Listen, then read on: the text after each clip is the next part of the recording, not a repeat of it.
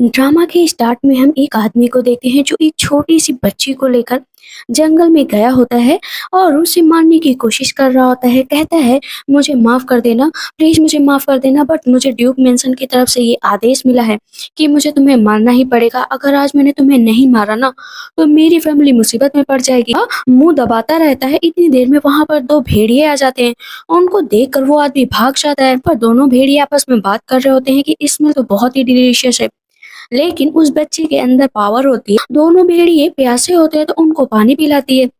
दोनों भेड़िए कहते हैं कि ये तो बहुत ही मीठा पानी है, ये तो सच में गॉडेस है, गॉडेस। दोनों भेड़िए कहते हैं, इसे जंगल में छोड़ा ना तो ये पक्का मर जाएगी। चलो हम इसे अपनी डॉटर के रूप में अपने पास रख लेते हैं। छोटी बच्ची उन दोनों भेड़ियों को गायब कर देती है और फिर से ले आती है। दोनों कहते हैं, ये कैसा खेल था और हम लोग गायब कैसे हो गए और वापस कैसे आ गए। कहते लगता है इस बच्ची का ही कमाल है। दोनों उस बच्ची को लेकर चले जाते हैं और अब इस बात को हो चुके होते हैं पूरे 8 साल। वो दोनों भेड़िए हस्बैंड एंड वाइफ थे। यहाँ पर 8 साल में बेबी बहुत बड़ी हो चुकी थी। उसका नाम शाओ शाओ होता है। कहती है, मैंने अपनी स्पिरिचुअल स्प्रिंग का यूज करके यहाँ पर बहुत सारे माउंटेन में आने वाले लोगों को बचाया है। क्या मेरे मदर और फादर को मेरे बारे में नहीं पता चला? फादर होते हैं, बोलते हैं कि नहीं, ऐसी बात नहीं है, वो लोग तुमसे बहुत दूर है, थोड़ी सी और बड़ी हो जाओ उसके बाद ढूंढने चली जाना। तभी उसके कानों में आवाज पड़ती है कि कोई मुसीबत में है। कहते चलो देखते हैं चलकर। हुआंग सन जो कि मैजेस्टी के ग्रैंडसन थे, वो जंगल में भाग रहे थे। उनके पीछे एसेशन पड़े थे जो हुआंगशुन को मारने की कोशिश कर रहे थे। कहते हैं, भागने की कोशिश मत करो, तुम्हारी यहाँ पर मौत निश्चित है। लेकिन हुआंगशुन बस एक ही चीज कह रहा था कि मैं यहाँ पर मर नहीं सकता हूँ, मेरा ये अंत नहीं है। जैसे ही उसको असेशन मारने चलते हैं तभी आवाज आने लगती है। अब यहाँ पर दोनों बात कर रहे होते हैं कि जल्द से जल्द मारो वरना माउंटेन गॉड आ गई ना। तो जैसे ही मारने चलते तब तक सामने से फादर आ जाते हैं और उन दोनों पर अटैक कर देते हैं। कहते भागो वरना ये हम लोगों को मार डालेंगे। सामने से हम देखते हैं, तब सामने से शाओ शाओ आती है। तो हुआंगशुन कहता है, तुम कौन हो? इतना कहते कहते वो बेहोश हो जाता है। कहती है, फादर ये तो मेरी एज का लग रहा है। तब तक उसकी मदर भी आ जाती है। कहते हैं, मदर क्या हुआ, उन लोगों को मार डाला, मेरे दाएं हाथ का खेल है। कहते हैं, हाँ हाँ ठीक है मदर, बताओ ना अब मैं हम लोग क्या करें। कहता, अब इसके फादर कहते हैं, अगर तुम्हें ये सच में अच्छा लग रहा है ना तो हम लोग इसे अपने साथ लेकर चलते हैं, ये कम से कम तुम्हारे साथ कुछ दिनों तक तो खेलेगा ही। कहती है, ठीक है फादर। अभी वो इसका इलाज कर देती है। यहाँ पर सारे जानवर, चिड़िया सब उस दोस्त होते हैं। उन्होंने ही उसको हर्ब्स का यूज करना सिखाया था कि कैसे लोगों का इलाज किया जाता है। युवांशुन को होश आ जाता है तो वो डर जाता है। कहती, तुम ठीक तो हो ना, डरने की जरूरत नहीं है। कहते, मैं कहाँ पर आ गया हूँ, क्या तुमने मेरी जान बचाई है? हाँ हाँ मैंने तुम्हारी जान बचाई और ये लोग तुम्हें नहीं खाएंगे, ये मेरे फादर और मदर हैं। कहती, क्या सच में भेड़िए तुम्हारे मदर और फादर हो सकते हैं? कहती है, बचपन में ही मेरी मदर और फादर ने मुझे जंगल में छोड़ दिया, अब ये यही मेरे मदर और फादर है। कहते, लगता है मैंने तुम्हें कहीं देखा है, तुम्हारी आंखें जानी पहचानी लग रही। कहती, कहाँ देखा, प्लीज बताओ ना, कहीं देखा? मेरे मदर और फादर कह रहे थे कि जिससे मेरी आंखें मिलती है ना वही मेरे पेरेंट्स हैं। यहाँ पर हुआंगशुन मन में सोचते हैं, अभी मुझे कुछ नहीं बोलना चाहिए। हुआंगशुन कहते हैं, कभी कभी गलतफहमी हो जाती है, शायद मैंने ओवर थिंक कर लिया होगा। श्योर श्योर कहती, कोई बात नहीं, लेकिन ये बताओ कि वो लोग तुम्हें क्यों मार रहे थे, आखिर वो लोग तुम्हारे पीछे क्यों पड़े थे? कहते हैं कि मैं बीजिंग का रहने वाला हूँ, मेन सिटी का। वो दो हंटर मेरे पीछे पड़े थे क्योंकि मैं अपने ग्रैंडफादर का इलाज कराना चाहता हूँ। यहाँ पर एक गॉड माउंटेन रहती है, वो हर चीज का इलाज कर देती है। कहती है, अरे वो गॉड माउंटेन तो मैं हूँ। कहते हैं, लेकिन तुम तो बच्ची हो। कहती, बच्ची हूँ लेकिन मैं ऑसम हूँ, ऑसम। समझ में आया, मैं हर चीज कर सकती हूँ। हुआंगशन मन में सोचता है कि इसने सही कहा, इसकी सुपर इलाज की वजह से ही आज मैं जिंदा बचा हूँ। ग्रैंडफादर के पास इसे लेकर ही चलना पड़ेगा। कहते, ठीक है तुम मेरे साथ चलो और मैं तुम्हारी हेल्प करूंगा तुम्हारे पेरेंट्स को ढूंढने में, क्या तुम ऐसा करोगी? कहती, हाँ ठीक है। वो अपने मदर और फादर से पूछती है कि बताओ मैं क्या करूं? कहते हैं कि अभी ये बच्चा भी ठीक नहीं है और तुम थोड़ा सा ह्यूमन लैंग्वेज सीख लो, वहां पर कैसे रिएक्ट करना है सब सीख लो, फिर तुम दोनों लोग चले जाना। कहती, हाँ ठीक है, आप लोग भी मेरे साथ चलना। यहाँ पर कहीं ना कहीं बहुत ही अचंभा हो रहा था हुआंगशन को कि कितना इनक्रेडिबल है, मेरी एज की लड़की के साथ वुल्फ उसके ग्रैंडफादर बने हुए और उनसे बात भी कर सकती है। कहते, ठीक है। अब दोनों वहां पर खेलने लगते हैं। धीरे धीरे इस बात को पूरा 1 महीना बीत जाता है और उसके साथ ना चिड़िया भी खेलती रहती। यहाँ पर चिड़िया दोनों वुल्फ से कहती है कि मैं होती ना तो बिल्कुल भी बर्दाश्त ना करती, देखो तो इस लड़के ने जो है हमारी प्यारी शाशा को अपने जाल में फंसा लिया। मदर और फादर कहते हैं कि मैं यही तो चाहता हूँ कि वो बहुत आगे तक जिए, हम लोग उसे डिस्टर्ब नहीं कर सकते। वो दोनों बाहर जाकर बैठ जाते हैं, वहां पर वो उसे लिखना भी सिखाता है। 1 महीने बाद अब वो लोग जंगल से बाहर निकल रहे होते हैं। कहते हैं कि मुझे अपने मदर और फादर का सीक्रेट जानना ही है कि उन्होंने मुझे जंगल में क्यों छोड़ा। उनमें पहले से सैनिक आ जाते हैं तो शाओ डर जाती है। हुआंगशुन कहता है डरने की जरूरत नहीं है, सब मेरे सैनिक हैं। सबसे पहले वो लोग मार्केट घूम रहे होते हैं। हुआंगशुन कहता है जो भी तुम्हें अच्छा लगे ना खरीद लो। लेकिन वहां पर दो एशियन खड़े होते हैं, उनको मारना चाहते थे लेकिन मार नहीं पाते। कहते हैं कि अगर ये बात प्रिंस को पता चल गई ना तो वो हम लोग को जिंदा नहीं छोड़ेंगे, इसलिए घर पहुंचने से पहले इन लोगों को मारना पड़ेगा। तो शाओ होती अपने मदर फादर को लेकर आई थी। कहती है कि फादर और मदर आप लोग तब तक घूम लो माउंटेन में। वो लोग घूम रहे होते हैं, इधर जो हुआंगशुन और शाओ होते हैं ना सो रहे होते हैं। इतनी देर में वहां पर एशियन हमला कर देते हैं। जो मेन सैनिक होता है लड़ने की कोशिश करता है लेकिन काफी ज्यादा ब्लड निकल चुका होता है। दोनों पीछे छुपे हुए होते हैं। कहती है कि आखिर ये लड़ाई किस वजह से हो रही। कहता है कोई बात नहीं, तुम यहाँ से भाग जाओ। मैं जानता हूँ कि मेरी जान मुसीबत में है लेकिन मैं तुम्हारी जान मुसीबत में नहीं डाल सकता हूँ। कहती है कि तुम मेरे बेस्ट फ्रेंड हो और मैं तुम्हें कोई भी चोट नहीं होने दे सकती। वो बीच जगह पर खड़ी हो जाती है। कहती है तुम लोग स्टॉप करोगे। हुआंगशुन कहता है तुम इस तरह ट्रबल क्रिएट मत करो। वो आशीषन हुआंगशुन पर अटैक करता है। इतनी देर में जो शाओ होती है अटैक से हुआंगशुन को बचा लेती है। कहते भला ये कौन सी लड़की है, उसके पास इतनी ताकत कैसे आई। कहती मैंने तुमसे कहा था ना चले जाओ, लेकिन अब मरो यहाँ पर। वो आवाज निकालती है वुल्फ्स की और चारों तरफ से वो उन लोग स्टेशन पर अटैक करने के लिए आ जाते हैं। कहती है आप नहीं बच पाओगे। उन लोगों को वहां पर वो भेड़िए मिलकर मार देते हैं। कहती मैंने तो पहले ही कहा था। अब सैनिक आता है, कहता है thank you so much Shao कि आपने हम लोगों को बचा लिया, वरना आज हम लोग अपने जो है हुआंगशुन को नहीं बचा पाते। कहती है मेरी ड्यूटी है कि मैं अपने फ्रेंड को बचा लूं। ये मेडिसिन है, तुम अपने लगा लो, जल्द से जल्द ठीक हो जाओगे। कहते हैं अरे ये और भी वुल्फ आए हैं। कहती है कि हाँ ये सब मेरे अंकल हैं, ये लोग भी हमारी बहुत हेल्प करते हैं और बहुत कैपेबल हैं। इस मन में सैनिक सोच रहा होता है कि सच में ऐसी भी लड़कियां पाई जाती। हुआंगशुन जा रहा होता है। कहता है कि मैंने कुछ देखा था, तुमने क्या यूज किया था वो पावर जैसा। कहती है कि ऐसा कुछ भी नहीं है, मैंने कुछ भी यूज नहीं किया था।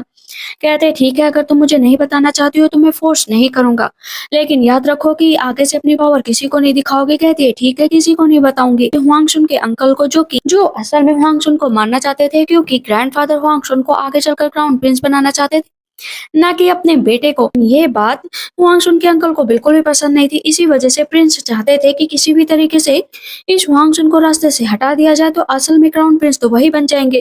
कहते ठीक है, किसी को पता तो नहीं चला ना, तुम लोग वैसे भी मेरा काम नहीं कर पाए, वहां पर कोई सबूत नहीं छूटा है। कहते और उसे माउंटेन गॉड मिली। कहते नहीं, उसके साथ बस एक छोटी सी बच्ची है। कहते तब ठीक है, जब तक फादर होश में नहीं आते ना तब तक मैं अपना काम निकाल लूंगा और उसे जान से मार दूंगा।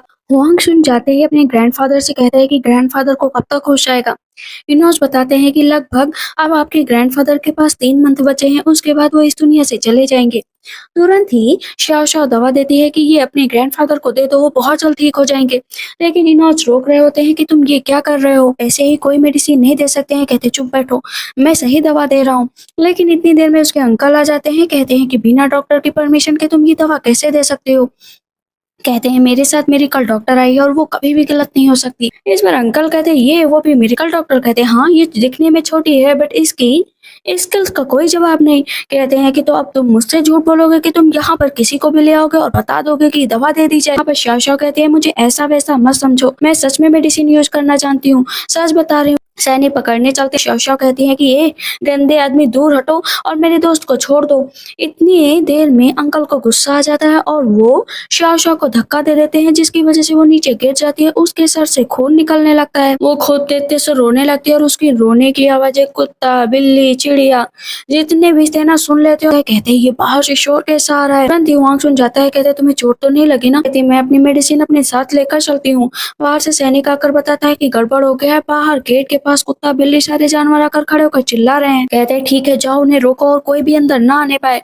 लेकिन जानवरों को तो रोक सकते हैं बट पंछियों को नहीं। सारे पक्षी एक साथ आ जाते हैं और उस पर हमला कर देते हैं। इनोस कहते हैं ये क्या है। शाओ हंस रही होती है कि इसे तो सच में यही सजा मिलनी चाहिए। वहाँ पर उसको बहुत बुरी तरीके से सारे पक्षी मिलकर काटते हैं। हुआंगशुन कहता है शाओ से माफी मांग लीजिए, ये सारे पंछी यहाँ से चले जाएंगे। कहते तुम्हें क्या लगता है कि मैं इस छोटी लड़की से माफी मांगूंगा। कहती है हाँ, माफी मांगोगे तभी ये लोग जाएंगे, वरना बिल्कुल भी नहीं जाएंगे, या तो पोलाइट बनने की कोशिश करो। कहते हैं कि नहीं मांगूंगा माफी। कहते हैं ठीक है फिर और मारो इन लोगों को। वो सारे पंछी फिर से काटने लगते हैं। तो कहते हैं ठीक है मैं माफी मांगता हूँ, लेकिन मुझे माफ कर दो, आगे से गलती नहीं होगी। कहते हैं ठीक है जाओ यहाँ से। अंकल को गुस्सा आ रहा होता है कि अब मैं रोक भी नहीं सकता हूँ कि फादर को बचाओ या ना बचाओ। जाती है, कहती है सबसे पहले ग्रैंडफादर को बचाया जाए। अंकल जाते हैं लेकिन बीच में हुआंग सुना चाहता है कि कोई भी वहां पर नहीं जा सकता है।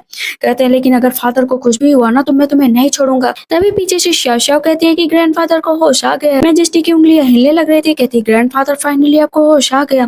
फिजिशियन आते हैं, चेक करते हैं, कहते हैं कि मैजेस्टी अब पहले से काफी अच्छे हैं। मेडिकल डॉक्टर ने तो सच में कमाल कर दिया। यहाँ पर मैजेस्टी कहते हैं कि तुम सबको रिवॉर्ड दिया जाता है। मैजेस्टी कहते हैं हुआंगशुन सच में तुम मेरे लिए मेडिकल डॉक्टर को ढूंढ कर लाए। पर मैंने तो सिर्फ आपको बचाया। कहते ठीक है, अगर तुमने मुझे बचाया तो बस तुम्हें क्या रिवॉर्ड चाहिए। कहते हैं मुझे कोई भी रिवॉर्ड नहीं चाहिए, मुझे बस मेरे मदर फादर को ढूंढ दो, बस मुझे यही रिवॉर्ड चाहिए। कहते हैं अरे तुम तो बहुत अच्छी बच्ची हो, लेकिन अब मैं तुम्हें प्रिंसेस का टाइटल देता हूँ, साथ में 3 महल और बहुत सारी ज्वेलरी। कहती है लेकिन ग्रैंडफादर आप मुझे ये क्यों दे रहे हैं। कहते हैं इसलिए ताकि तुम्हें आगे चलकर कोई भी बुली ना कर पाए। कहती है लेकिन इतनी ज्वेलरी क्यों। अंकल कहते हैं इसे इतनी ज्वेलरी मत दीजिए, फादर छोटी सी बच्ची है, ये छोटी बच्ची इतनी सब चीजें हैंडल नहीं कर पाएगी। कहते हैं लेकिन रियल कल्प्रिट तो तुम हो ना, जिस तरह से यहाँ पर बिहेव कर रहे थे। कहते हैं नहीं फादर ऐसी बात नहीं है। मन में सोचते हैं प्रिंस की आगे आगे देखो होता है क्या। तुरंत ही ग्रैंडफादर उठकर बैठ जाते हैं। प्रिंसेस जाओ अपने कपड़े चेंज करो और बहुत अच्छे से रहना। कहते हैं ग्रैंडफादर आप अच्छा तो फील कर रहे हैं ना। कहते हैं हाँ, इतनी प्यारी बच्ची को लेकर आए, अच्छा तो फील करूंगा। वहां से दोनों चले जाते हैं। इधर हम देखते हैं कि वो कपड़े बदल कर बैठी होती है और कहती है अभी तक मेरे पेरेंट्स नहीं मिले, पता नहीं कहाँ पर होंगे।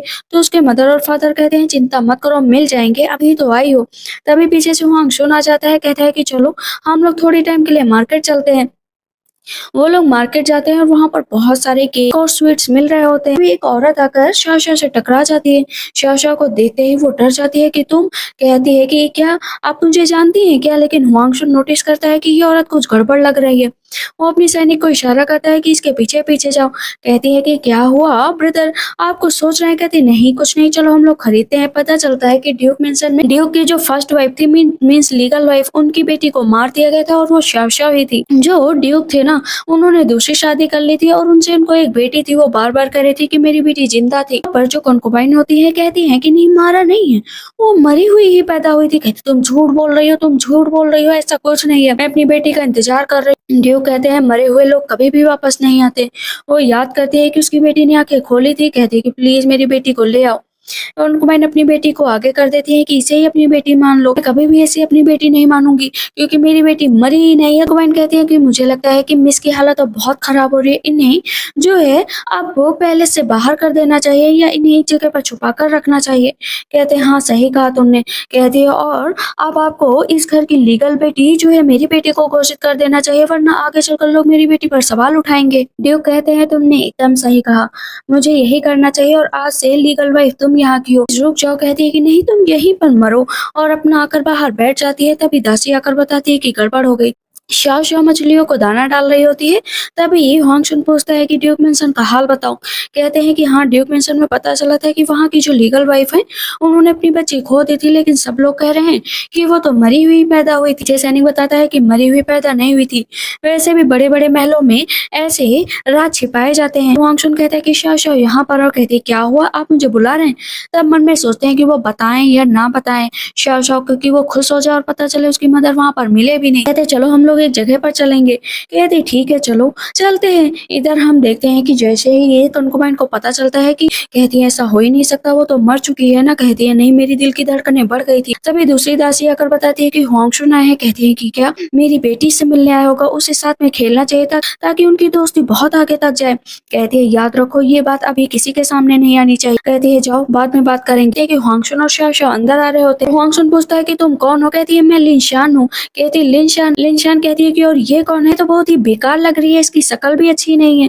कहती है कि मैं जो है पता है जंगल से आई हूँ, मेरे बहुत बड़े बड़े 3 पैलेस भी हैं, मुझे ग्रैंडफादर ने दिया है। कहती है लेकिन तुम बिल्कुल गाँव की लग रही हो, तुम्हें तमीज नहीं है कैसे बात की जाती है। तो हुआंगशुन कहता है तुम्हें तमीज नहीं है कैसे बात की जाती है, और इस तरह किसी से बात करते हैं तुम्हें सबसे पहले ग्रीट करना चाहिए क्योंकि ये प्रिंसेस है। कहती है मैं ग्रीट नहीं करूंगी। इतनी देर में कंकुबाइन आ जाती है और जैसे ही नजर पड़ती है ना शाओ शाओ पर, तो उनके होश उड़ जाते हैं कि ये तो बिल्कुल सिस्टर जैसी लग रही है। कहती है कि दूर हटो। अपनी बेटी को हटाती है। ठीक है लेकिन आप यहाँ पर क्या करने आए थे। बहुत ही रूड बिहेव कर रहा होता हुआंगशुन जो है कंकुबाइन के साथ। ये बात कंकुबाइन को अच्छी नहीं लग रही थी। कहते हैं ये बताओ इस घर की लीगल वाइफ कहाँ पर है। कहती है कि उनको दिल की बीमारी है ना, इसी वजह से उन्हें टेम्पल भेज दिया गया है। कहते हैं कंकुबाइन होते हुए तुम इस तरह का बिहेव कैसे कर सकती हो। कहती है कि अब वहां पर वो नहीं है तो मैं इस घर की मालकिन हूँ। कहते हैं अच्छा मालकिन बनने की कोशिश कर रही हो, मैं खुद जाकर अंदर चेक करना चाहता हूँ पर्सनली। कहती है कि अच्छा है, मेरी दासी अंदर मौजूद है, अभी देखना क्या होता है। इधर हम देखते हैं कि वही दासी जाती है और ड्यूक की वाइफ से कहती है कि आप चलिए, आपसे कोई मिलने आया है। कहती मैं नहीं जाऊँगी, मैं नहीं जाऊँगी। इधर हुआंगशुन और शाओशाओ अंदर जा रहे थे, उधर से वो दोनों घसीट-घसीट कर उसे बाहर लेकर जा रहे थे। कहते हैं चलो दरवाज़ा खोलो। जैसे ही दरवाज़ा खुलता है तो अंदर कोई नहीं होता है, क्योंकि दासियाँ जो है ड्यूक की वाइफ को लेकर जा चुकी थी। शाओशाओ कहती है कि यहाँ पर तो कोई भी नहीं है, लेकिन जो भी था अभी-अभी गया है, क्योंकि मुझे पता चल रहा है। मन में सोचती है कंगुबाइन की कुछ भी पता नहीं चल रहा है। हुआंगशुन शाओशाओ को लेकर चला जाता है, लेकिन कंगुबाइन की हालत बहुत डाउन होती है। कहती है कि सच में वही लड़की थी। कहती मैंने कहा था ना मिस, लेकिन मैंने इंतज़ाम कर दिया है। लेडी को टेम्पल भेज दिया है, अब आपको इतनी चिंता करने की ज़रूरत नहीं है। साथ में उस लड़की को भी रास्ते से हटाना पड़ेगा।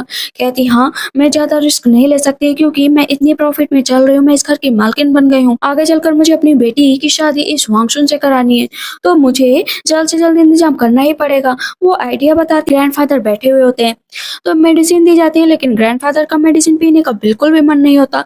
कहते बहुत कड़वी है, बहुत कड़वी है। कहती है कि पीना तो पड़ेगा ना। ग्रैंडफ़ादर कहते हैं लेकिन अब मैं पहले से बहुत अच्छा हूँ, प्लीज़ मुझे ये दवा मत पिलाओ। कहती है ठीक है ग्रैंडफ़ादर, अब दवा मत पीजिएगा, लेकिन दूसरी चीज़ें सब खानी पड़ेंगी। कहते हैं ठीक है। तुमने ये सारी चीज़ें कहाँ से बनानी सीखी? कहती मुझे खुद नहीं पता है, मेरे दोस्त बताते गए और मैं इलाज करती गई, इस तरह मुझे सब याद होता गया। कहते हैं हाँ, लेकिन अब तुम्हें लोगों को सिखाना चाहिए। कहती कैसे सिखाया जाता है? कहते कोई बात नहीं, धीरे-धीरे सीख जाओगी, वैसे भी अभी तुम बहुत छोटी हो। तभी इनोच आते हैं, बताते हैं कि शाओशाओ के पेरेंट्स को ढूंढ लिया गया है, तो शाओशाओ बहुत खुश हो जाती है। पर दो लोग आते हैं और इनोच बताते हैं कि इनकी बेटी 8 साल पहले खो गई थी। सेम वैसा ही सब कुछ वहाँ पर लिख कर दिया गया होता है। तब वो हुआंगशुन कहता है कि तुम्हारे पेरेंट्स हैं? इस पर मैजेस्टी कहते हैं कि हाँ देखो, अगर ये तुम्हारे पेरेंट्स हैं, तुम्हें इनके लिए कोई फीलिंग आ रही है तभी तुम जाओगे। वो औरत कहती है कि शाशा मेरी बेटी, आ जाओ मेरे पास प्लीज़, मुझे माफ़ कर दो कि मैंने तुम्हें ऐसे छोड़ दिया था। वो आदमी भी कह रहा होता है कि मैं तुम्हारा फ़ादर हूँ, लेकिन किसी काम का नहीं।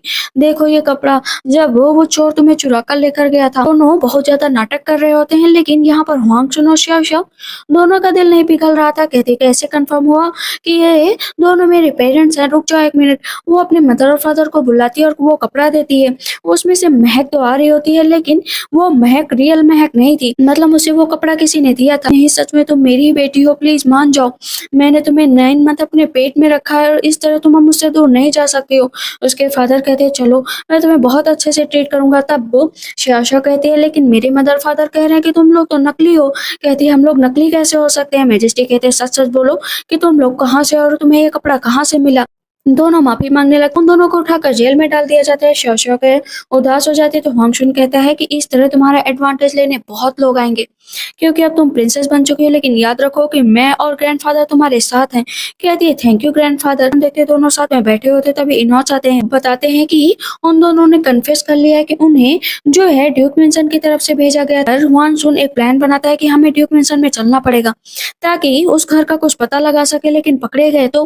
कहती है कि इतना टेंशन लेने की जरूरत नहीं है, मेरे पास आइडिया है। कहते कौन सा आइडिया? कहती है मेरी दोस्त है ना, वो पता लगाएगी। हैं हुआंगशुन कहते हैं ठीक है नौच आप जाओ। है कि सैनिक के जरिए वो अपनी चिड़िया को भेजती है ताकि उस घर की हर खबर ला कर दे। देखते हैं कि दासी कॉन्कोबाइन को बता रहे थे कि जिन नकली लोगों को हम लोगों ने भेजा था ना, उन लोगों को एक्सेप्ट कर लिया गया है कि वही शाओशाओ के पेरेंट्स है, क्योंकि हुआंगशुन ने ये खबर फैला दी थी चारों तरफ कि सबको बता दिया जाए कि शाओशाओ के पेरेंट्स मिल गए हैं। कहती फाइनली मुझे थोड़ा सा तो रिलीफ मिला। इतनी देर में लिंशन आती है, कहती है कि हुआंगशुन तो मुझसे बात भी नहीं करता है, क्या मैं कभी भी प्रिंसेस नहीं बनूंगी? कहती है इतनी जल्दी क्या है, बन जाओगी धीरे धीरे। बाहर से चिड़िया सब कुछ सुन रही होती है। कहती है लो, मैंने तुम्हारे लिए मिरेकल वाटर बना कर रखा है। तब यहाँ पर हुआंगशुन पूछता है कि बताओ क्या पता है तुम्हारी इस चिड़िया ने? कहती है कि हाँ, वो लोग सच में मुझे ना हर्ट करना चाहते हैं और वो लोग मुझे मारना भी चाहते हैं। वो लोग तो कह रहे थे कि उन्हें नींद भी नहीं आएगी जब तक वो लोग मेरी जान नहीं ले लेते। हुआंगशुन हंसने लगता है कि ये तो कभी टाइम आएगा ही नहीं। इधर हम देखते हैं कि शाओशाओ और हुआंगशुन रास्ते से जा रहे होते हैं। शाओशाओ की मदर होती है ना, वो टेम्पल से भाग चुकी होती है और दोनों दासियां उनके पीछे पड़ी होती हैं कि रुक जाओ रुक जाओ। कहती हैं कि अगर ये इस तरह भागती रही ना तो हम लोगों को मिस मार डालेंगे, इसी वजह से इसे रोड पर चलते हैं पकड़ते हैं। लेकिन वो श्याओ श्याओ के कैरेज के आगे जाकर टकरा जाता है। हुआंगशुन कहता है तुम्हें चोट तो नहीं लगी ना? बाहर हम देखते हैं कि वो रो रही होती है कि प्लीज़ मुझे मेरे घर जाना है, मेरी बच्ची से मिलना है। मांगशुन कहता है क्या हुआ? ये औरत कौन-सी है? कहती है कि बस मुझे थोड़ी देर के लिए जो कहते हैं तो कहते हैं ठीक है, आ जाओ मैं तुम्हें छोड़ दूँगा। वो जैसे ऊपर की तरफ चढ़ती है, शाओ-शाओ जाती है हाथ पकड़ने के लिए, लेकिन इतनी ही देर में पीछे से दोनों दासियाँ उसको खींच रही होती है कि चलो तुम्हें घर ले जाना है। शाओ-शाओ के फादर और मदर कहते हैं कि ये जो बाहर औरत है इससे मैं तुम्हारी महक आ रही है, मतलब वो तुम्हारी मदर हो सकती है। वो जैसे ही ड्यूक लेडी देखती है कि सामने शाओ-शाओ खड़ी है, कहती है अरे मेरी बच्ची मुझे वापस मिल गई, मेरी बेटी को कुछ भी नहीं हुआ। लेकिन वो दासियाँ बोल रही होती है कि ये दिमागी तौर पर पागल है, इसी वजह से इन्हें ले जाना पड़ेगा, जल्द से जल्द वरना बहुत दिक्कत हो जाएगी। कहती है नहीं, नहीं मैं पागल नहीं हूँ, ये मेरी बेटी है। शाओ-शाओ हुआंगशुन से कहती है कि मुझे फ़ील हो रहा है जब भी मैं इनके पास जा रही हूँ कि ये मेरी मदर हैं। तभी बाहर दोनों वुल्फ्स निकलते हैं और उन दोनों दासियों को दौड़ा लेते हैं। तब वो उसके मदर और फादर बताते हैं कि ये तुम्हारी मदर है, मतलब रियल मदर। कहती है कि मदर आप यहाँ पर ड्यूक लेडी कहती है कि इतने दिनों तक मैंने तुम्हें ढूँढा, इतने साल बीत गए, फाइनली तुम मुझे मिल गई। लेकिन वो बेहोश हो जाती है, कहती ठीक है इन्हें महल लेकर चलते हैं। उन दोनों दासियों को भी जेल में डाल दिया जाता है। इधर शाओ अपनी मदर की बहुत केयर कर रही होती है। या और जो है ड्यूक लेडी को सपना आ रहा था कि उनकी बेटी अब बड़ी हो रही है, धीरे-धीरे वो उनके साथ वक़्त बिता रही हैं। सपने से ऊपर उठती हैं, कहती हैं कि मेरी बेटी, मुझे तो लगा मैंने तुम्हें खो दिया। कहती है मेरा नाम शाओ है। कहती है बहुत अच्छा नाम है तुम्हारा। कहती है लेकिन मदर आपने मुझे जंगल में क्यों छोड़ा? कहती है मैंने नहीं छोड़ा। जब तुम पैदा हुई तो उसी टाइम तुम्हारे फादर ने दूसरी शादी कर ली थी और कंकुबाइन आ गई थी। मैं उन लोगों से कहती रही कि मेरी बेटी वापस कर दो, मेरी बेटी वापस कर दो। लेकिन बोला कि ये बहुत ही अनलकी है, इसे जंगल में छोड़ दो। मैं बस देखती ही रह गई। मैं उनसे बहुत नफ़रत करती हूँ, मतलब इतना कि तुम समझ भी नहीं सकती हो। कोई बात नहीं मदर, अब मैं तुम्हारे साथ हूँ। कहते लेकिन आगे क्या हुआ? पता चलता है कि धीरे-धीरे लेडी की तबीयत बहुत खराब होने लगी थी, उनकी कंडीशन गिरती जा रही थी। इसी वजह से लेडी की जो 2 दासियाँ थी ना मार्केट में बेच दिया गया। कहती अब से तुम यहीं पर रहो, मैं तुम्हारी केयर करूँगी। कहती मैं तो हर रोज़ मरने की दुआ माँगती थी और मैं ये सोचती थी कि अगर मैं ज़िंदा बची ना तो मैं इन लोगों की मौत को घाट उतार दूँगी जिन्होंने मेरी बेटी को मुझसे अलग किया। कहती है मदर आपको डरने की ज़रूरत नहीं है। मैं सच बता रही हूँ, मैं फादर को भी सज़ा दूँगी और उस कंकुबाइन को भी, बस आप मेरे साथ रहो। कहती है हाँ, बुद्धा ने मेरे ऊपर ये एहसान किया है, नहीं अगर उसे पता चला ना तो वो मुझे मार डालेगा। हुआंगशुन कहता है डरने की ज़रूरत नहीं है। कहती लेकिन तुम कौन हो? कहती ये मैजेस्टी के ग्रैंडसन है। इसी वजह से आपको डरने की ज़रूरत नहीं है। जब तक मैं हूँ तब तक आपको कोई हाथ भी नहीं लगा सकता। कहती थैंक यू ग्रैंडसन कि आपने इतनी मदद की। कहती है मैं आपको माउंटेन की सारी बातें बताती हूँ। ऐसे कंकुबाइन को पता चलता है कि सेईवन भाग चुकी है। कहती है कि कैसे भाग चुकी है? वो कुछ गड़बड़ हो जाएगा। दासी कहती है वो वहाँ से भाग ही नहीं पाएगी। जितना जाएगी उतना उसे एक जंगली जानवर खा जाएंगे। रास्ते में आएगी तो रास्ते के लोग उसे उठा ले जाएंगे। कि माँ खाना खा रही होती है, कहती है कि तुम भी खाओ। कहती है मदर आप बहुत पतली हो गई हैं और आपको ज्यादा खाना चाहिए। वांग सुना जाता है, कहता है गड़बड़ हो गई। ग्रैंडफादर ने ड्यूक मेंशन से ड्यूक की कंकुबाइन को बुला लिया है। वो बहुत ज्यादा डर रही होती है। कहती है मदर डरने की जरूरत नहीं है, मैं हूं ना तुम्हारे पास। कि कंकुबाइन इधर उधर घूम रही होती है क्योंकि जो है ड्यूक की वाइफ का पता नहीं चल रहा था और ड्यूक को ये चीज पता नहीं थी कि उनकी वाइफ को जो है कंकुबाइन ने ही बाहर भगा दिया। अब क्या होगा अगर उन्हें पता चल गया तो वो मुझे मार डालेंगे। ड्यूक आते हैं तो कहती है कि आप आ गए, लेकिन वो उनके कपड़े सही कर रही होती है तो सैनिक कहता है चलिए आपको मेंशन में बुलाया गया है। कहता है जरूर तुमने कोई गड़बड़ की है।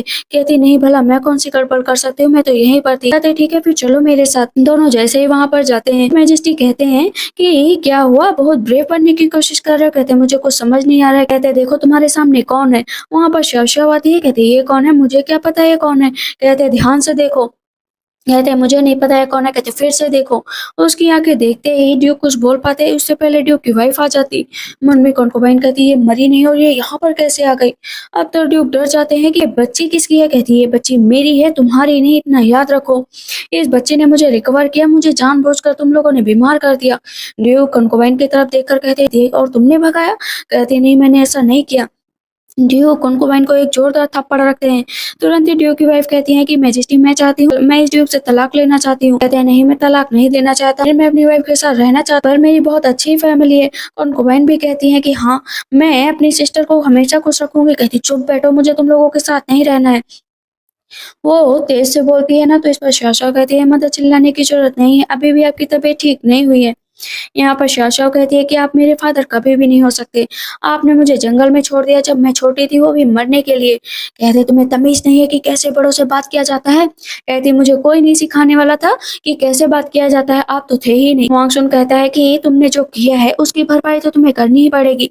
इतना गलत काम करने के बाद भी तुम ऐसे यहाँ पर बातें कर रहे हो जैसे तुमने बहुत महान काम कर दिया है। शाओ बोलती है कि मेरी मदर को टेंपल भेज दिया गया था। उन्हें वहाँ पर उसकी दो दोनों दासियाँ मारने लग रही थी। कहती है नहीं, मुझे नहीं पता था इन सब चीज़ों के बारे में। कुनकुमाइन कहती है मुझे भी नहीं पता था। वहाँ पर चारों को लाया जाता है और बैठाया जाता है। कुनकुमाइन कहती है मैं इन चारों को नहीं जानती हूँ। तब शाओ कहती है इन सबसे पूछ लिया गया है कि इन्होंने ये सब तुम्हारे कहने पर ही किया। सब कबूल कर लेते हैं कि ड्यूक की वाइफ ने कहा था अगर मैं ऐसा ना करता तो ये मेरी फैमिली को मरवा देती। और मैजेस्टी कहते हैं इन सबको जेल में डाल दो। ड्यूक उठते फिर से कुनकुमाइन को एक थप्पड़ लगाते हैं कि मेरे पीठ पीछे तुम ये सब हरकतें कर रही थी, तुम इतनी महान कब से बन गई। कुनकुमाइन कहती है कि ड्यूक तुम्हारी हिम्मत कैसे हुई मुझे मारने की? तुम कंफ्यूज हो रहे हो। मेरी बेटी सफर करती, मेरी बेटी को ड्यूक डॉटर का हक ना मिलता कि मेरी बेटी भी तुम्हें किसी हक के लायक है कि नहीं है। शाओ की माँ कहती है कि हाँ, सच सामने आ चुका है और मुझे लगता है कि मैजेस्टी सही फैसला लेंगे। शाओ कहती है कि मैं अपने फादर के साथ नहीं रहना चाहती हूँ और मैं चाहती हूँ कि मेरी मदर की जितनी भी डाउरी थी वो सब वापस कर दी जाए। वांग शुन कहता है कि ग्रैंडफादर आपको फैसला लेना ही पड़ेगा। यहाँ पर मैजेस्टी कहते हैं ठीक है, डाइवोर्स की अर्जी देता हूँ कि यहाँ पर तुरंत ही डाइवोर्स हो जाए। शाओ की माँ की डाउरी है वो सब वापस कर दी जाएगी। और रही ड्यूक की बात, तो इनके 1 साल की सैलरी काट दी जाती है। तो इनकी बेटी है वो कभी भी ड्यूक की फर्स्ट डॉटर नहीं बन पाएगी। कहती है नहीं मैजेस्टी, मेरे साथ ऐसा मत करो। ड्यूक कहते हैं कि चुप हो जाओ, अभी भी क्यों बोल रही हो। बाहर निकलती है तो ड्यूक कहते हैं कि इतना भी मत उड़ो, एक दिन तुम्हें मेरे पास आना ही पड़ेगा। एक बेटी को लेकर तुम यहाँ पर रह नहीं पाओगे। कहती मैं रहूं या ना रहूं, मैं कुछ भी करूं, लेकिन याद रखो कि मैं तुम्हारे पास नहीं आऊंगी। कहते घर है तुम्हारे पास, मैं इंतजार करूंगा जब तुम मेरे पास भीख मांगने के लिए आओगी। शाशा कहती है डरने की जरूरत नहीं है मदर, मैं आपके साथ हूँ। कहती हाँ, मुझे इन लोगों के पास नहीं जाना है, मैं बस अपनी डाउरी वापस लेकर आऊंगी। कहती ठीक है मदर चलो। सारी डाउरी बाहर आ जाती है तो सैनी कहता है अब चेक कर लीजिए। इस पर कुनकुमाइन की बेटी बोलती है कि मदर ईयरपिन वगैरह जा रही है, बताओ उसमें तो मेरी थी। शाशा कहती है वो तुम्हारी नहीं थी, मेरी मदर की डाउरी से तुम यूज कर रही थी, अब अपने पैसों से खरीदो और यूज करो। वो दोनों वहां से चले जाते हैं तो ड्यूक कहते हैं कि तुम सच में आज तुमने कैपिटल में मेरी बेइज्जती करा दी है, जाओ और नील डाउन होकर बैठ जाओ। लोग अपने एक नौकर को भेजते हैं कि जाओ और इससे श्याओ श्याओ का पीछा करो कि ये लोग रहते कहाँ पर हैं। श्याओ श्याओ लेकर जाती है उसे मेंशन जो मैजेस्टी ने उसको दिया था। कहती है वाह ये तो बहुत बड़ा मेंशन, हाँ और मैं अपनी मदर और फादर से भी मिलाना चाहती हूँ जिन्होंने मुझे बड़ा किया है। कहते ठीक है। वहां पर जैसे वो आते तो कहते थैंक यू सो मच कि आप लोगों ने मेरी बेटी का ख्याल रखा। कहते ठीक है चलो ना रूम के अंदर चलते हैं। सब रूम के अंदर जाते हैं और इधर जैसे ड्यूक को पता चलता है कि वो लोग पैलेस में रहने गया तो उन्हें यकीन नहीं होता, क्योंकि उन्हें अभी तक नहीं पता था कि शाओ को प्रिंसेस की उपाधि मिली है। कहते हैं उसे प्रिंसेस की उपाधि मिली है। अब तो ड्यूक के होश उड़ जाते हैं कि उन्होंने अपने हाथ से खजाना जाने दिया है। और बाहर से चिड़िया ये सारी बातें सुन रही होती। अब चिड़िया आकर शाओ को बताती है कि फादर तो पागल हो गए हैं, वो सच में मेरे पीछे पीछे जरूर आएंगे। कहती है हाँ, लेकिन हम लोग उनके पीछे नहीं जाएंगे, मैं भी उनकी लाइफ को मिजरेबल बनते हुए देखना चाहती हूँ। इधर ड्यूक जाते ही कुनकुमाइन को मारने लगते हैं, पूरा मुंह से ब्लड निकाल लेते हैं। तुम्हारी वजह से ये हालत हुई है। कहती भूलो मत कि तुमने अपनी वाइफ का ये हाल किया है, तुमने उसे उस पोजीशन पर पहुंचाया है। वो फिर से थप्पड़ मार देते हैं। तुम्हारी हिम्मत डे बाई डे बढ़ती जा रही है, मैंने तुम्हें इतने बेनिफिट दे दिए है ना, इसकी वजह से अब हर रोज तुम नील डाउन होकर बैठी रहोगी। इस पर कुनकुमाइन की बेटी कहती है कि फादर को क्या हुआ, रोज तो फादर हम लोगों को इतना प्यार करते थे, लेकिन आज वो हम लोगों को इतना मार क्यों रहे हैं। कहती है कि बेटा याद रखो कि आदमियों का प्यार कभी भी एक जगह पर निश्चित नहीं होता है, जब मौका मिलता है तो वो एक से दूसरे पर चले ही जाते हैं। मेरी बेटी हमेशा याद रखो कि तुम्हें कभी भी ऐसे आदमियों की झांसे में नहीं पड़ना है। और रही उस सही वेंजी की बात, मैं उसको सबक सिखा कर ही रहूंगी। इधर हम देखते हैं कि सही वेंजी को जो अपनी बेटी से कहती है कि अब तुम मेरे पास हो, मुझे किसी की जरूरत नहीं है, ना ही मुझे किसी का साथ चाहिए। कहती ठीक है मदर, आप दवा पी लीजिए। आधी रात में श्याओ उठ जाती है और अपने मदर फादर से कहती है ज्यादा शोर मत करना, बाहर निकल जाती है। अब आसमान में वो लोग ना तारे देख रहे होते हैं। कहती है कि आप लोग को अच्छा लग रहा है ना यहाँ पर मेरे साथ आकर। कहते हैं हाँ। इस पर चिड़िया बोलती है हाँ मुझे तो बहुत अच्छा लग रहा है, मैं तो तुम्हारे पास हमेशा के लिए रहना चाहती हूँ। कहती है हाँ हाँ, और हम सब अब साथ में ही रहेंगे। वो लोग देखते हैं कि बाहर कोई आया है। कहती है अरे ये फादर यहाँ पर क्या कर रहे हैं। ज़रूर, मेरी माँ को मनाने के लिए आए होंगे। कहती चलो नीचे चलते हैं। जैसे ही वो लोग दरवाज़ा खटखटाते हैं बार-बार, तो तुरंत ही वहाँ पर आशा अपने फ़ादर के ऊपर पॉटी फेंक देती है। कहती है, "ये क्या किया तुमने?" कहती है, "ये पॉटी है, याद रखो कि आपकी यहाँ पर कोई भी जगह नहीं है।" कहते हैं, "लेकिन मैं तुम्हारा फ़ादर हूँ।" कहती है, "मैं तो नहीं जानती हूँ ना कि तुम मेरे कौन हो?" कहते हैं, "ये बदमाश लड़की, मैं तुम्हें छोड़ूँगा नहीं।" कहती है कि, "छोड़ोगे कैसे नहीं? आओ, अगर मेरे पास एक कदम भी आगे बढ़ा है ना, तो कोई भी तुमको नहीं छोड़ेगा।" तो वो चिड़िया जाती है ना ड्यूक के ऊपर और भी पॉटी कर रही होती है। कहते ये कैसे पॉसिबल हो सकता है? मैं तुम्हें नहीं छोड़ूँगा, मारने के लिए आगे बढ़ते हैं। वहाँ पर सैनिक तलवार लेकर खड़ा हो जाता है, लेकिन तब तक वहाँ पर उसके मदर और फादर आ जाते हैं जो उसको दौड़ा लेते हैं। कहती है मुझे डराने चले थे, मैं तो किसी से भी नहीं डरती हूँ। तभी उसकी माँ आ जाती है, कहती क्या हुआ? कैसा शोर था? कहती कुछ नहीं मदर, मैं तो बस टहलने के लिए आई थी। वो उसको लेकर चली जाती है, लेकिन पूरे महल में ये खबर फैल चुकी होती है कि जो ड्यूक की फर्स्ट वाइफ थी ना, उन्होंने उसको घर से निकाला होता था, उसके चारों टाइम उसके सेवा-पानी करता, क्योंकि उसकी बेटी तो प्रिंसेस है। ऐसी अपॉर्च्युनिटी वाला कौन छोड़ सकता है? ड्यूक ये बात सुनते हैं तो उन्हें बहुत गुस्सा आती है, लेकिन अब कर भी क्या सकते थे? कि xiao गई थी सबको सिखाने के लिए कि हर्ब्स का यूज़ कैसे किया जाता है। वहाँ पर बड़े-बड़े फिजिशियन आए थे, लेकिन xiao के सब सामने सब छोटे ही थे। सब कहते हैं मैं तुमसे बड़ा हूँ, मैं तुमसे बड़ा हूँ, मेरे सामने ग्रीट करो, मेरे सामने ग्रीट करो, और सब आपस में ही लड़े-भिड़े पड़ रहे थे। इतना लड़ रहे थे कि एक-दूसरे को मार भी रहे थे। हुआंगशुन और xiao देख रहे होते हैं कि ये क्या चल रहा है। xiao के सर में दर्द दर्द हो जाता है कि चुप बैठो। हुआंगशुन खड़ा हो जाता है कि तुम लोग क्या कर रहे हो? चलो यहाँ पर आओ, लाइन से खड़े हो जाओ। तुम लोगों के अंदर टैलेंट ज़रूर है, लेकिन असली टैलेंट तुम्हें xiao सिखाएगी। कहते हैं ठीक है, आप बताइए कि हम लोग क्या करें? कहती है देखो, जो है सब कुछ आता है, लेकिन मैं तुम सबको अलग-अलग कैटेगरी दूँगी जिसमें तुम लोगों को बहुत आगे तक जाना है। कहते हैं ठीक है, जैसा आप कहें हम लोग वैसा ही करेंगे। तो वो सबको एक-एक मेडिसिन दे देती है, कहती है तब तक तुम लोग इसी पर स्टडी करो। देखते हैं कि कुंकुमाइन को बेटी को बाकी जितनी भी प्रिंसेस होती है ना, बिल्कुल भी अपने पास जगह नहीं देती थी, क्योंकि अब सबको पता चल गया था कुंकुमाइन की बेटी है। कहती तुम लोग मेरे साथ ऐसा क्यों कर रही हो? पहले तो तुम लोग मेरे साथ बहुत अच्छे से खेलती थी। कहती जाओ भागो यहाँ से। वापस आकर वो बहुत रो रही होती है, तो कुंकुबाइन जाती है, कहती क्या हुआ? कहती है मदर मुझे सब लोग बुली कर रहे थे, पहले जो मेरे साथ खेलते थे, लेकिन अब मेरे साथ कोई भी नहीं खेलना चाहता है। कहती कोई बात नहीं, जल्दी ही सब कुछ सही हो जाएगा, मैं कोई ना कोई रास्ता निकाल लूँगी। इधर हम देखते हैं कि शाओ बैठी होती है और हुआंग सुन के पल्स चेक कर रही होती है। इतनी देर में वहाँ पर कुंकुबाइन की बेटी आती है, कहती है कि क्या करने आई हो यहाँ पर? क्योंकि कुंकुबाइन ने कहा था कि जाओ और अपनी बहन से दोस्ती करो, आज नहीं तो कल वो तुमसे दोस्ती ज़रूर करेगी। धीरे-धीरे दोस्ती बढ़ा, उसके बाद उस हुआंग सुन से अपना आगे का रिश्ता बढ़ाना और उस अपनी बहन को ना पीछे छोड़ देना। कहती है कि सिस्टर, मेरी माँ मुझे बिल्कुल भी पसंद नहीं करती, प्लीज़ क्या मैं तुम्हारे साथ खेल सकती हूँ? मेरा कोई भी दोस्त नहीं है। हुआंग सुन कहता है इसकी बातों में मत आना, इसने पहले हम लोगों के साथ कैसा बिहेव किया था याद है ना? तुरंत ही शाओ कहती है कि मुझे पता है कि तुम यहाँ पर क्या करने आई हो, लेकिन मैं तुम्हें अपना टाइम नहीं दे सकती। जाओ तुम लोग कहीं और खेलो। हुआंग सुन भी कहता है कि हम लोगों के बीच में तुम नहीं आ सकते हो। दोनों वहाँ से चले जाते हैं। इधर हम देखते हैं जैसे ही जाती है तो ड्यूक से कहती है कि वो लोग तो मेरे साथ खेलना भी नहीं चाहते। कहते हैं ठीक है, एक बार में ही तुम सफल नहीं होगी, जाओ बार-बार प्रैक्टिस करो। फिर से जाती है, कहती है सिस्टर मैं आपके लिए स्वीट्स लेकर आई हूँ, लेकिन वो नहीं लेती। फिर दूसरे दिन जाती है, कहती है मैं आपके लिए ना जो मेडिकल की बुक लेकर आई हूँ, कहती है थैंक्स। लेकिन वो उसको वो सोने की टेल्स दे देती है, लेकिन उससे बात नहीं करती है। अब इस पर वो और तेज़-तेज़ से रोने लगती है, कहती है मदर मुझे उससे कोई बात नहीं करनी है, वो मुझे कभी भी एक्सेप्ट नहीं करेगी। कहती टेंशन मत लो, वो तुम्हें ज़रूर एक्सेप्ट करेगी, फिर तुम अपना फ़ायदा निकाल लेना। इधर हम देखते हैं कि शॉप पर गई होती है और वो ज्वेलरी खरीद रही होती है, तो पीछे से ड्यूक जाते हैं, कहते हैं जो भी इन्हें चाहिए सब कुछ दे दो। शाओ कहती है लेकिन तुम्हारा दिया हुआ सामान मुझे नहीं चाहिए। मिस्टर ड्यूक कहते हैं कि मैंने तुम्हें कितना ढूँढा मेरी वाइफ, लेकिन तुम मुझसे बात ही नहीं करना चाहती हो, क्या इतना गुस्सा हो? आखिर तुम मेरी बेटी की माँ हो, मेरी बेटी तो मेरी कुछ लगती है ना? कहती जो गलतियाँ कर चुके हो ना उसके बाद तुम्हारी बेटी नहीं लगती। इस पर वेन्जी कहती है कि मैं तुम्हें कभी भी नहीं अपनाऊँगी, मुझे पता है कि तुम मेरे पीछे-पीछे आना चाहते हो, क्योंकि तुम्हें अब से शान और शौकत, शोहरत दिख रही होगी इस वजह से। और वहाँ पर वो जितना सामान खरीदा गया होता ना वो भी नहीं लेती।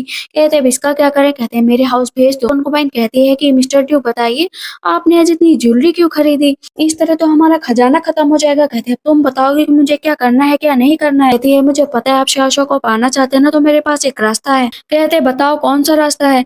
जैसे वो बताती कहते ठीक है तुमने अच्छा आइडिया दिया है। इधर हम देखते हैं हुआंग शुन के अंकल को जो भी एक नया तरीका निकालते हैं कि हुआंग शुन को रास्ते से हटा दो। अपने कुछ आदमियों को भेज भेजो ताकि आज रात ही उसका खात्मा कर सके सही टाइम देकर। फिर वो जैसे ही बाहर जाती है तभी हुआंगशुन आ जाता है, कहती है कहाँ जा रही हो? कहती है मदर और फादर को टहलाने, क्योंकि वो काफ़ी टाइम से मेरे पास ही हैं। कहते हैं ठीक है तब तो मैं भी तुम्हारे साथ चलूँगा। और पीछे से अंकल कहते हैं वाह! मेरा रास्ता तो साफ हो गया, ये दोनों तो जंगल की तरफ ही जा रहे हैं। तुम भी जाओ और इन लोगों का काम खत्म कर दो। सबसे पहले वो लोग मार्केट की तरफ जाते हैं कुछ खरीदने के लिए, लेकिन तभी पता चलता है कि एक बच्ची को चोरी करके कुछ लोग जा रहे हैं। हुआंगशुन कहता है जाओ इसका पीछा करो। सैनिक कहता है लेकिन आपका क्या होगा? कहते हैं मेरी चिंता मत करो। वहाँ पर कुनकुमाइन की बेटी आ जाती है। शाशो कहती है कि ऐसे टाइम पे तुम यहाँ पर क्या कर रही हो? कहती है मैं यहाँ पर आई थी, लेकिन तुम लोग मुझे दिख गए ना, तो मैं तुम लोगों के साथ रहना चाहती हूँ। बहुत डर लग रहा है कि लोग इस तरह बच्चे चुरा कर लेकर जा रहे हैं। कहती है शाशो ठीक है रुक जाओ।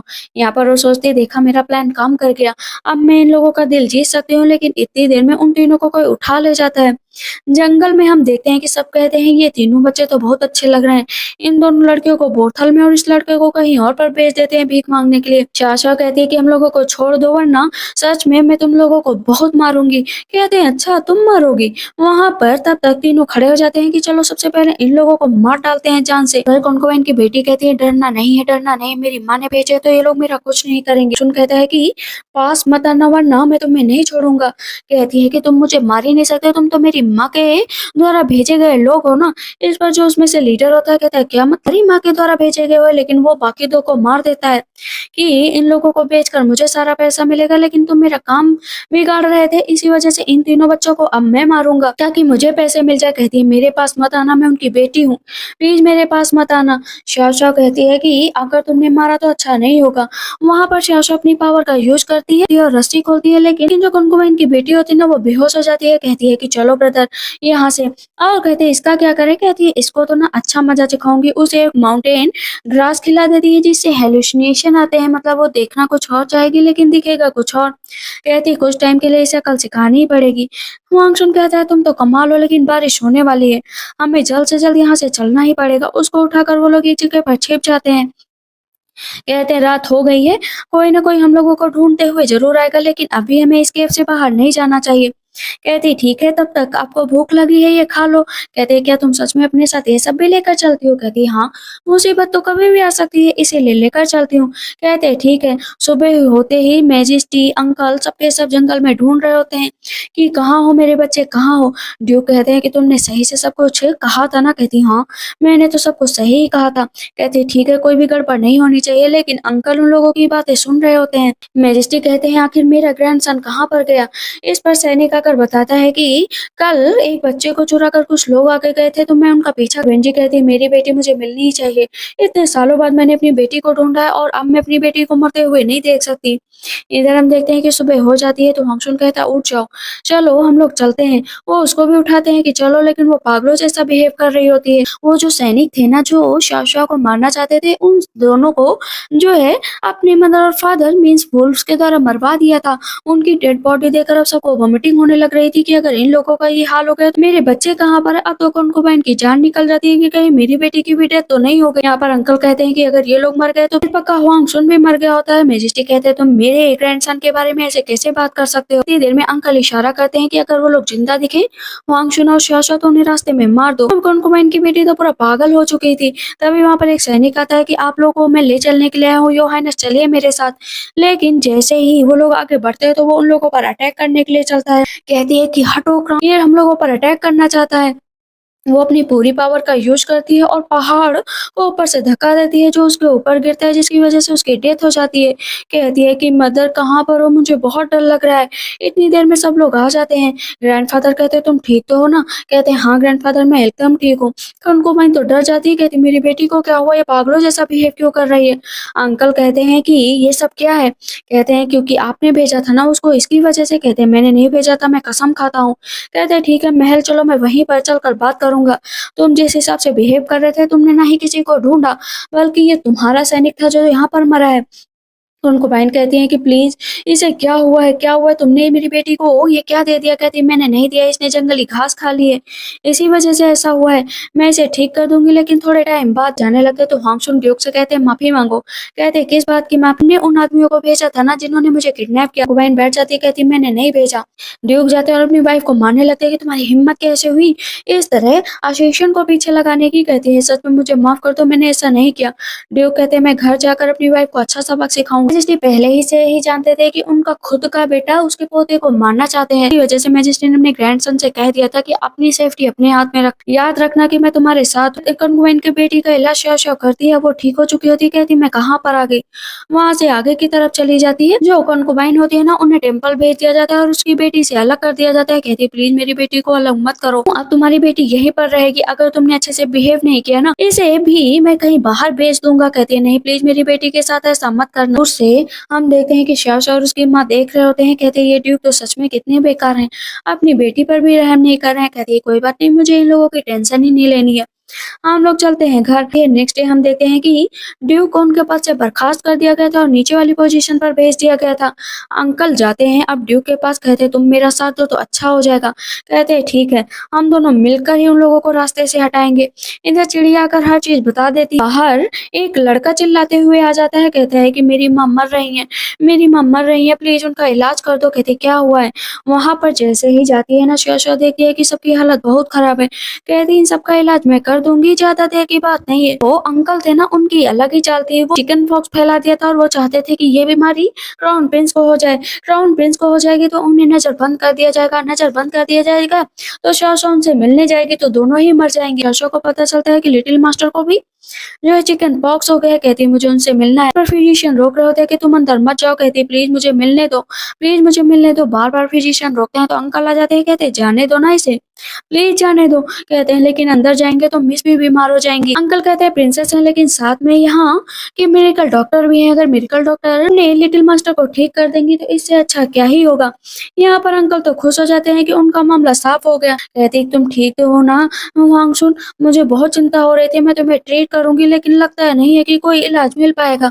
पता चलता है बाहर से कोई ये सारी बातें सुन रहा होता है। तुरंत ही शाशा बोलते हैं कि वांगसुन उठ जाओ, अपना मामला साफ हो चुका है। पता चल स्पाई के रूप में भेजा था अंकल ने कि उन पर नजर रखो कि वांगचुन की क्या हालत है। जैसे अंकल को पता चलता है कि वो मरने वाला है, कहते वाह तुमने तो बहुत अच्छी खबर दी। इधर हम देखते हैं कि ये पूरी चाल मैजेस्टी की होती है और वांगचुन और शाशा उसमें शामिल होते हैं कि अगर मेरा बेटा तुम्हें मरा हुआ ही देखना चाहता है ना तो हम लोग कुछ एक्टिंग करेंगे। कहते लेकिन ग्रैंडफादर आप चिंता मत करना। कहते हैं मैं चिंता नहीं कर रहा हूँ, तुम्हें जिंदा रखने के लिए मैं कुछ भी करूंगा। इसी वजह से वो लोग नाटक कर रहे होते हैं। कहते हैं कि हम लोगों ने तो काफी अच्छी एक्टिंग की। प्रिंस जाते हैं और कहते हैं फादर मुझे नहीं लगता कि वांगचुन बच पाएंगे, इसी वजह से आपकी हालत भी खराब लग रही है। मुझे लगता है कि क्राउन प्रिंस अब जल्द से जल्द चुन लिया जाना चाहिए। कहते हैं कि हाँ मुझे भी लगता है कि क्राउन प्रिंस चुन लिया जाना चाहिए। लेकिन तभी हम देखते हैं कि वहां पर एक आदमी आता है जो असल में वांगचुन को चिकन पॉक्स फैलाना चाहता था, इसी वजह से उन गरीब लोगों के कपड़े लेकर वहां पर डाल दिए थे। शाशा को पता चल जाता है और उसे पकड़ लिया जाता है। इधर हम देखते हैं मैजेस्टी कहते हैं क्राउन प्रिंस बनने की तुम्हें बड़ी जल्दी है। कहता है फादर ऐसी बात नहीं है, लेकिन सिचुएशन काफी खराब है, इसी वजह से मैं ऐसा कह रहा हूँ। उस आदमी को पकड़ कर लाया जाता है तो वो आदमी एक्सेप्ट कर लेता है कि जो है प्रिंस ने मुझे आदेश दिया था कि हुआंगशुन को चिकन पॉक्स हो जाए, इसी वजह से उन्होंने मुझे वहां पर भेजा था। मैजेस्टी कहते हैं ये क्या कह रहे हो तुम? कहते हैं नहीं मैंने ऐसा कुछ नहीं किया। मैजेस्टी कहते हैं कि मैं तुम्हें क्या बताऊं कि तुम कैसे हो कैसे नहीं हो, क्योंकि मुझे तो तुम्हारे बारे में बहुत पहले से पता था, इसी वजह से अब मैं ज्यादा लापरवाही नहीं कर सकता हूँ। उसे तुरंत जेल में डाल दिया जाता है और पता चलता है कि सिटी की सिचुएशन भी काफी सही है। चिकन पॉक्स होता है ना वो ड्यू को हो चुका होता है। ड्यू को पकड़ लिया जाता है ताकि दूसरों को ना हो जाए और उसे नजर बंद कर दिया जाएगा, कभी भी वहां से नहीं निकाला जाएगा। कहते हैं कि आखिर तुम अपने फादर के साथ ऐसे कैसे कर सकते हो? कहती है और फादर आप मेरे साथ ऐसा कैसे कर सकते हैं, आप मुझे कभी भी डिजर्व ही नहीं करते थे। कंट्रीब्यूशन शाओ ने कंट्री के लिए किया था, इसी वजह से और भी चीजों से उसे नवाजा जाता है। उसे मेडिकल डॉक्टर की उपाधि दी जाती है पूरी सिटी में, अब वो फ्रीली किसी का भी इलाज कर सकती है। कहती है कि हुआंगशुन लेकिन मुझे अब माउंटेन की तरफ जाना पड़ेगा, मेरे मदर फादर कब से यहाँ पर रह रहे हैं, उन्होंने कोई शिकायत नहीं की, इसका मतलब ये नहीं कि उन्हें जंगल नहीं जाना है। और भी चीजें जंगल में जाकर सीखना चाहती हूँ, वापस आऊंगी तो तुमसे जरूर मिलूंगी। ये कहते हैं लेकिन मैं तुम्हें बहुत मिस करूंगा। कहती है मैं भी मिस करूंगी। यहाँ पर हुआंगशुन कहता है मैं भी तुम्हारे साथ चलता, लेकिन ग्रैंडफादर ओल्ड हो चुके हैं, मुझे उनके पास रहना ही पड़ेगा। कहती है ठीक है, लेकिन हम मिलेंगे ना बाद में, इतना टेंशन लेने की जरूरत नहीं है, चाहे सालों साल बीत जाए लेकिन हमारी दोस्ती कोई भी नहीं तोड़ सकता। ठीक है, वो जंगल चली जाती है और वो राज्य संभालने लगता है। और मिलने के वादे के साथ ही इस ड्रामा की एंडिंग होती है। तो आप लोग को ये ड्रामा कैसा लगा मुझे कमेंट सेक्शन में जरूर बताइएगा। तब तक के लिए बाय बाय, टेक केयर।